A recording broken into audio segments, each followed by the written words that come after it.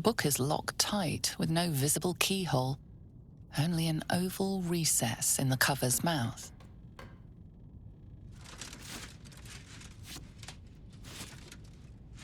You try to examine the book, but the longer you stare, the more those piercing amethyst eyes draw you in. You can sense something dark about this tome, something profane. Curious. Why don't you take a closer look? I'll observe from back here. That looks terribly heavy. Why don't you let me carry it for you?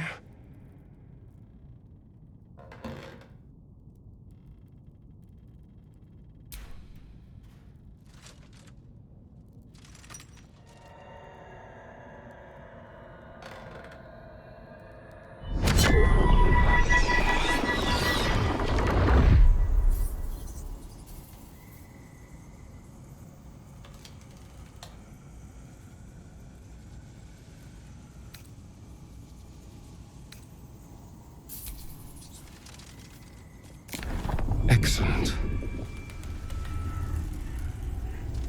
You don't know what he read, but it had an effect.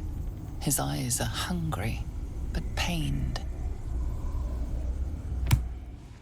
Well, quite the page turner. I'll get back to it when I have more time to focus. Can you shut up and let me read?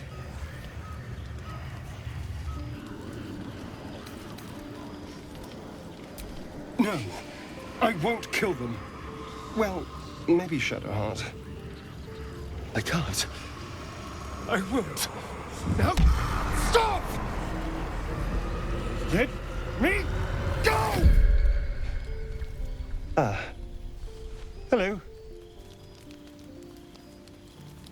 A unique read, certainly. A tome of necromancy guarded by spirits. I barely opened it when they started whispering from the shadows. Now, every time I open it, the voices surge back into my mind. I can't reason with them. They exist to protect that book.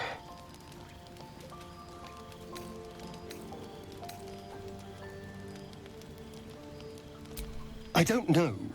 That's the point. The secret. Someone went through a lot of trouble to protect this tome.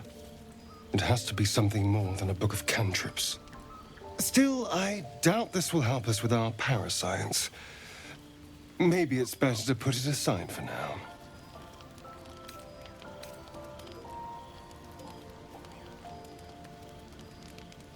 It's a book of necromancy, full of secrets about controlling the dead, returning the dead to life, and who knows what else. Whatever's in here, it might give me an edge over Cazador. Or free me from him entirely. Although I can't make any progress as long as those spirits remember their mission. It seems to be all they know. Still, if nothing else, maybe I can beat Cazador to death with it. There you are, my friend.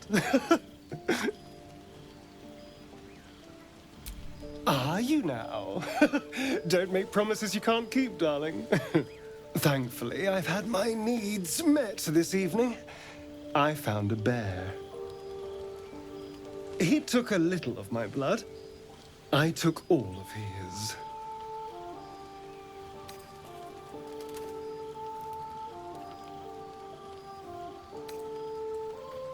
So's any meal worth having. It's nothing compared to, well, other things I could be dining on, but significantly better than the rats and bugs Cazador served me.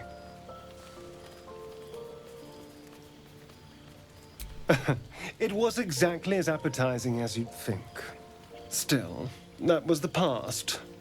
I'll never have to grovel for him again.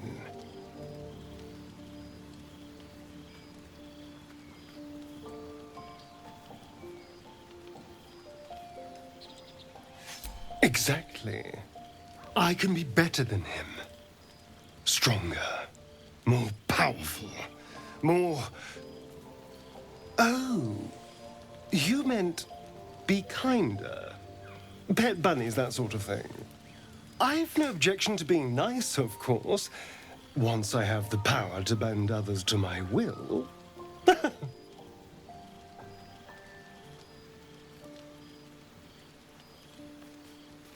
Well, yes. You can't look at the world and tell me I'm wrong.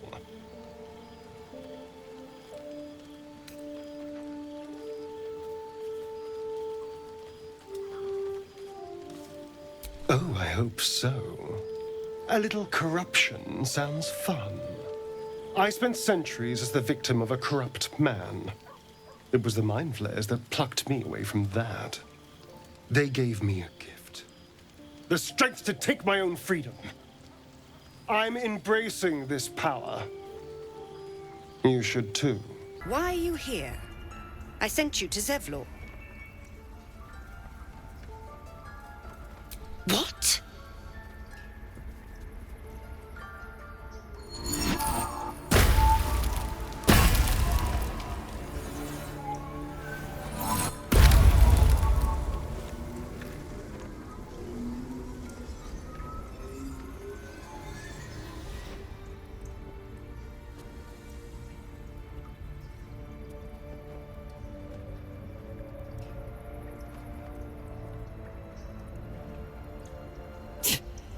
That damn nose of yours has gone poking in our business.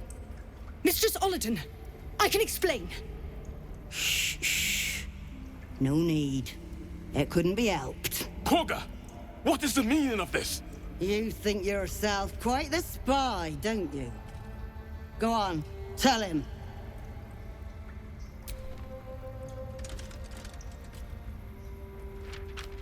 What in the cloakwood? Kagha, have you lost your mind? Halsin is weak, Wrath. But in the shadows, we are strong. We are safe. There is no other way.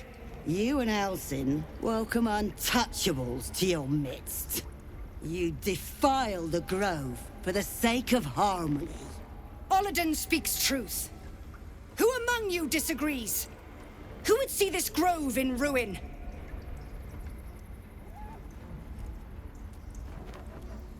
The choice is made. Kagha, burn the tainted away. Start with the snitch. As you say, Olladin.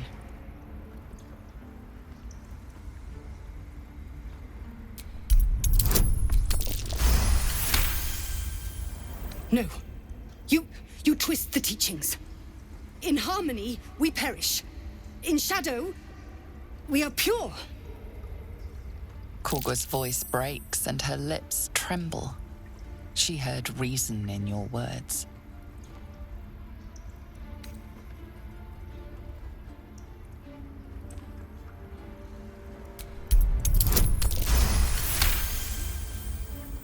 When the darkest hour fell, it was us that brought light. Sylvanas demands we illuminate shadow, not hide within it. How was I so blind? Careful, Kagha. The shadows don't forgive. I belong to the shadows no longer. You've no power over me. You would question my power. Mother Earth, hear me. Grant me your wrath. You have saved Kagha from herself. I cannot thank you enough. Wrath thought me a danger. Seems I've proven him right.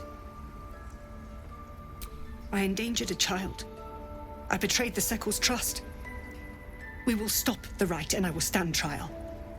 My fate lies with Sylvanas. May he have mercy. We will grant them safe harbor until they depart. Meanwhile, help us contend with the goblins. Perhaps we can dissuade them from attacking. It began with a letter. There was no messenger, it simply appeared. Olladin came soon after. An army was coming, she said. Goblins, drow, and more still. Legions upon legions. The druids of Cloakwood knew the dangers this would bring. They ordained that all circles cast the right to shelter from the storm. Olladin taught me to harness the Tree Father's power to wall us in. In return, well, you know the rest. I would turn the grove over to them. I won't forget the wounds I've inflicted. I pray Halcyon returns to heal them in full. Thought I sensed an infernal around here. But you aren't from Elturel. What's your story? I spent a good bit of time in the Hells. Enlisted against my will by the Archdevil Zariel. Same as you, I suppose, if you're from Elturel. The devils were delighted when your city was swallowed up. I thought they had you for keeps. Glad you got out. I got lucky. It looks like you did too. And you brought some infernal machinery with you. A little gift from Zariel. Keeps me burning hot. Very hot by the smell of it. Might be burning out a piston ring or leaking oil. Mind if I take a listen? Be my guest. But don't get too close or your eyes will melt shut.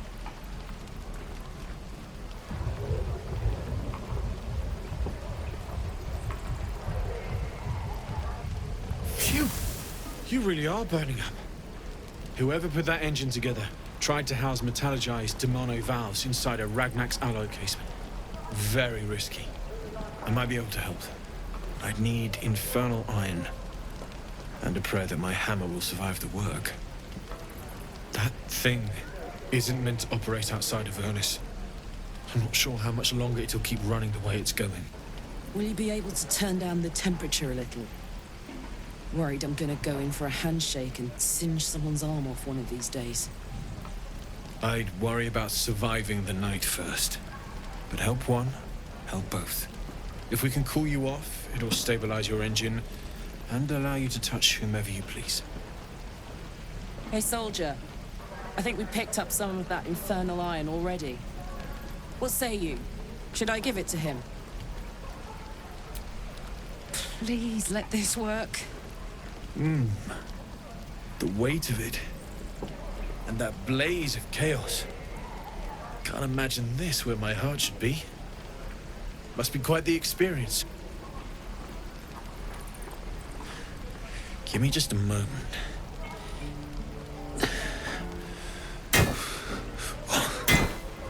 And I think...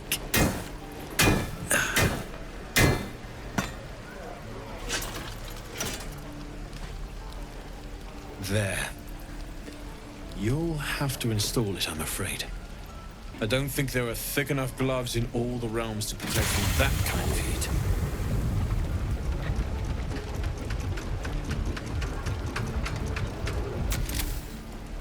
That feels... good.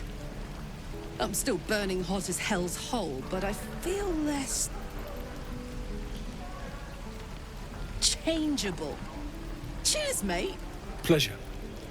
And as for the heat, I haven't got any solutions now, but I'm not giving up. Could be if the combustion chamber had its own insulation, or if we had some kind of enchanted coolant. Find me again in Baldur's Gate. If I'm worth my salt, I'll have figured something out by then.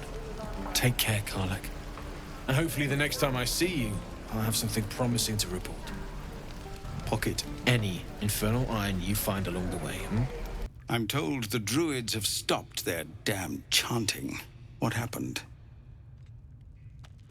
Truly, Ilmater's ashes. I never thought she would actually see reason. Thank you. We still have the goblins to contend with, but you've given us time to prepare. I need to ensure my people make the most of it. But here, left over from my soldiering days, it's sparse thanks for what you've done for us. And I'm afraid I have more yet to ask. You've bought us some time here, but the goblins are still massing out there. We'd need an army of our own to escort us safely to Baldur's Gate. And while I don't doubt your abilities, you're no army. There may be a way, though. Goblins are ill-disciplined. It's unlike them to organize so cleverly. Somebody must be leading them, bringing discipline to their ranks. Take out that leadership, and they'll scatter. It's no small thing to ask, but I've seen you fight. You're equal to the task. Everyone in this camp depends on it. Thank you. We'll be ready to leave as soon as you give word. Flaming fist. Pardon? When we get... Hello, my sweet. I was just wondering when you'd invite me back for a bite. My condition likes being ignored as little as I do. I must consume another artifact. And soon.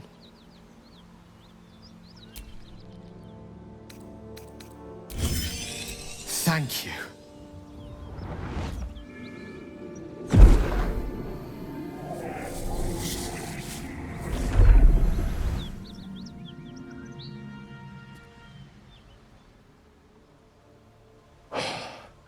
Good gods. It hardly has any effect. Oh, Mystra, have mercy on us all. Listen, I need to speak to you, to all of you. It would be unconscionable of me to remain silent.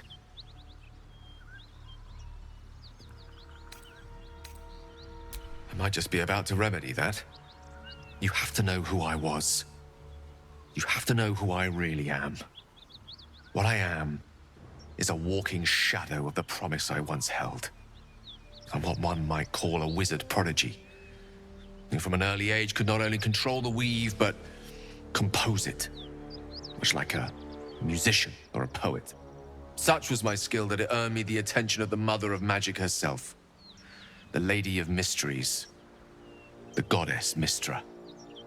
She revealed herself to me and she became my teacher. In time, she became my muse, and later even my lover.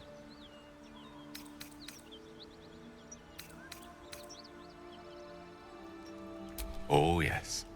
We enjoyed each other's company. Body, mind, and soul. But even so, I desired more.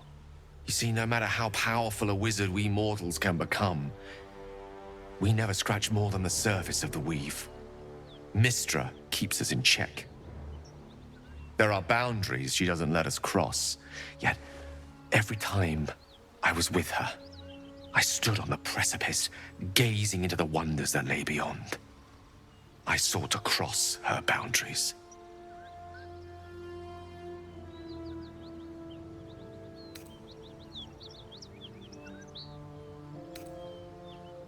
I tried to convince her. I pouted. I pleaded. Swore my ambition was only to serve her better. She only smiled and told me to be contented. But inconceivable as it seems to me now, I shared a bed with a goddess, and yet I wasn't satisfied. So I sought to prove myself worthy to her instead. We come now to the crux of my folly. Shall I share the story behind it, or would you rather head straight to its sordid finale? Very well. Here goes. Once upon a very long time ago, a mighty lord lived in a tower. A flying tower, to be precise. I'll save his history for another time, but the gist of it is that he sought to usurp the goddess of magic so that he could become a god himself. And he almost managed, but not quite. And his entire empire, Netheril, came crashing down around him as he turned to stone. The magic that was unleashed that day was phenomenal. Roiling like the prime chaos that outdates creation. Even the weave itself could not withstand the onslaught. It fractured, then shattered, and all magic was lost to the mortal realms, until the day Mystra returned. She restored the weave, reuniting all its scattered shards. Or so I thought. Until, in the course of my studies, I learned of a book. A Netherese tome in which a piece of the fractured weave had been sealed beyond her reach. What if, I thought, what if, after all this time, I could return this lost part of herself to the goddess? The answer was to try. And the outcome was to fail. I was certain that this deed of raw power, draped in romance, would convince Mystra to take me by the hand and welcome me into her hitherto forbidden domains. I was mistaken. I obtained the fabled book and took it into my study. As for what happened next... Here. Place your hand over my heart. Let me show you.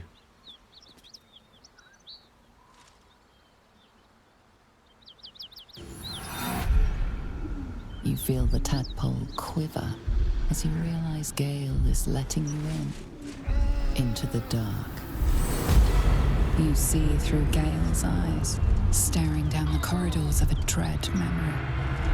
A book, bound, and suddenly opened. Inside there are no pages, only a swirling mass of blackest weave that pounces. Its teeth, its claws, it's unstoppable as it digs through and becomes part of you. And gods, is it ever hungry. What is it? What do you see?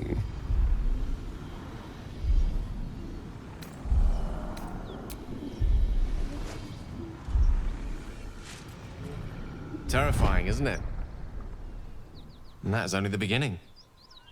This Netherese blight, this orb, for lack of a better word, is balled up inside my chest. And it needs to be fed. As long as I absorb traces of the weave from potent enough sources, it remains quiet. Were it ever to fully destabilize, however, I will erupt. I don't know the exact magnitude of the eruption, but given my studies of Netherese magic, I'd say even a fragment as small as the one I carry, it'd level a city the size of Waterdeep.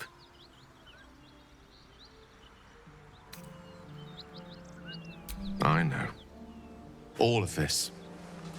It must feel like a betrayal. Say the word, and we'll part ways.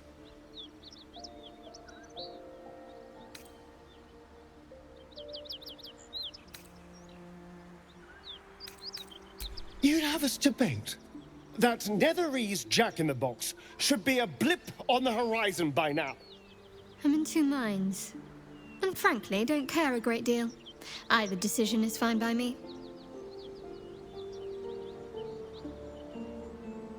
That is a great relief. Oh, a great relief indeed. You truly are a soul that steals my own. From all my new rallied heart, I thank you. I thank you all. I understand if you stand against me. I'm humbled if you stand with me. Either way, I will do my best not to let you down. I stand at a precipice, but if you do not give up hope, neither shall I. I'll fight. I'll resist as long as I can. Now, even I am tired of the sound of my own voice. Let us venture forth. Looking! Unless you got another reason to be here. Fexite! Let's try to be diplomatic, shall we? Goblins don't come by the handfuls, but by the dozens. As the symbol glows, power courses through you. Authority.